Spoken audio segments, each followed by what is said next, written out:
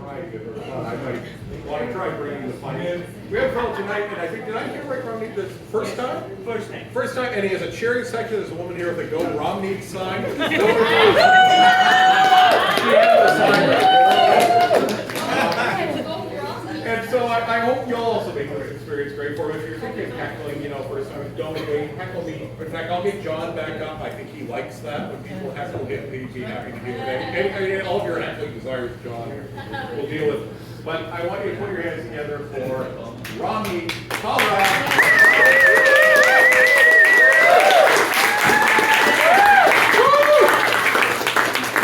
Give it up for Kelly! So, I am Ramneet, or as the people love to call me, Ram, which is neat. So you all need to have a good drink to listen to my stories, because they're going to get some Indianized version of curry in them. Nowadays, when we think about the new kids who are just going to school and all that, I feel like they do not have any courage in them. Like before, at my time, we used to skip school. And our school, they used to send us letters to our parents. I had to spend my week's allowance to bribe the postman. I remember one time that me and 16 of my friends, we went to watch the movie Gone in 60 Seconds. And there were certain reasons that we went to watch that movie, apart from the cars. And so, school time, and the only time when you had less money was the school time.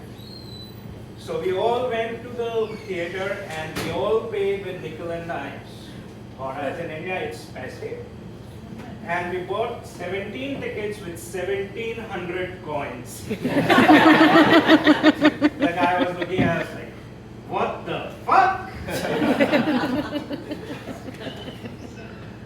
Now, Indian society, Indian relatives, too bad.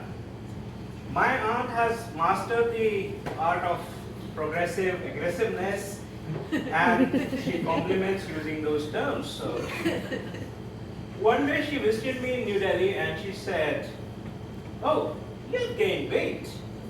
It matches your look. You look very healthy." But do you know what? She was technically trying to say, "You're eating too much. You look like a samosa." My uncle, on the other hand, is a crossover between a bloodhound and a detective. One day, all the way from London, after 15 years, he calls me. "I saw that you started liking a girl's post on Facebook. Is it the right time to start planning your wedding?" And let's not talk about the personal space, because your mom, especially with your mom, because whenever you say, "I need some me time," your mom will say, "Okay," and then you will be sitting in your bed, and your mom will come. "Okay, here is the tea," and then she will sit on the bed next to you. So there is no personal space in the Indian society. One of my friends, as people were discussing about the online dating, one of my friends, his relative set up his online dating, which is not exactly an online dating, because Indian online dating means an Indian matrimony ad account. So even before the guy got a girlfriend, he found himself a wife.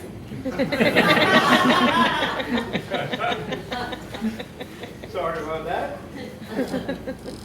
And when the Britishers, they left India in 1947, we Indians actually, we vowed revenge. So what we did was, we came to UK, US, Canada, Australia, and then the favorite pastime of Indians? Producing kids. That's how we won the World War III and colonized all the countries.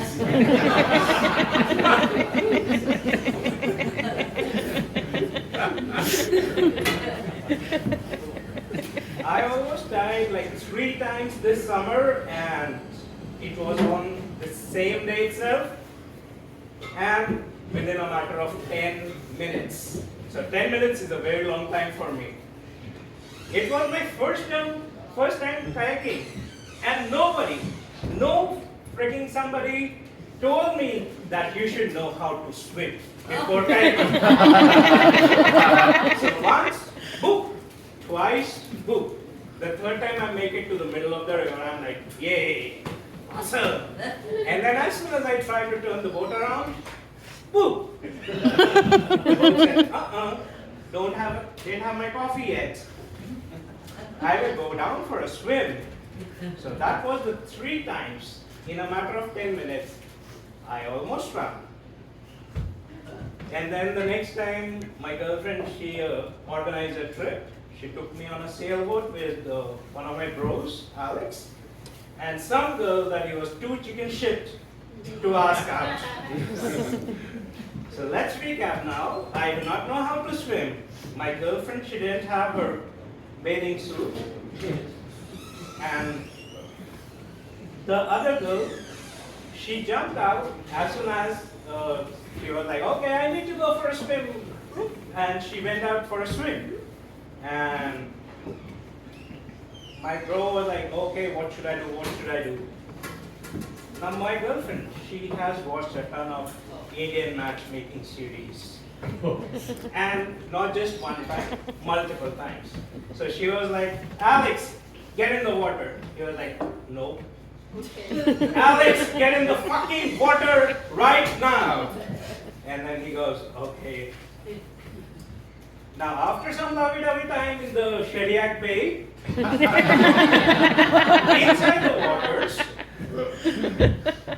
the girl, she just pounds him on his face and then struggles and comes inside the boat because there were no stairs on the boat.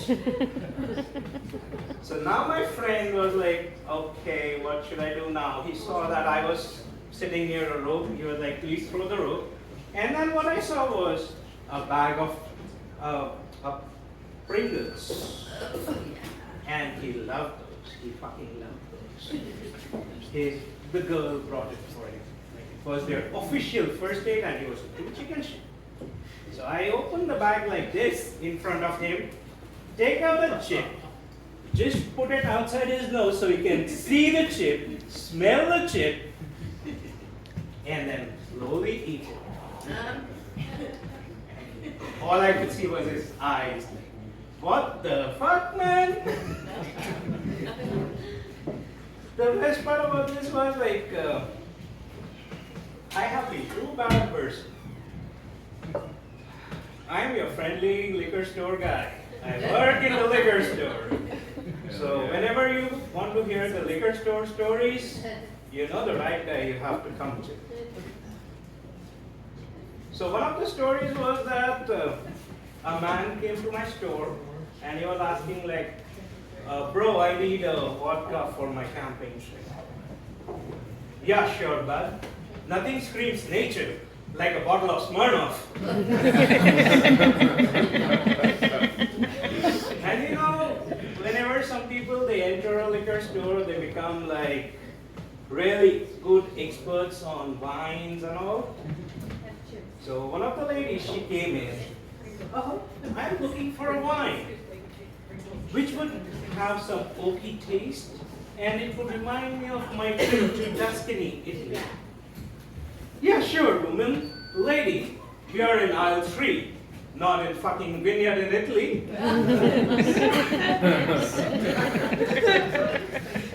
And the best part, the last story that I would like to tell you about the liquor store is one of the guys came in just before the snowstorm. The crazy snowstorm this year when we had the lights gone out for like 3 or 4 days. And he was like, I need 2 cases of Bud Light. And I was like, yeah, buddy, no, nothing screams like emergency. In the midst of a snowstorm, then a fridge full of fucking beer. Thank you very much.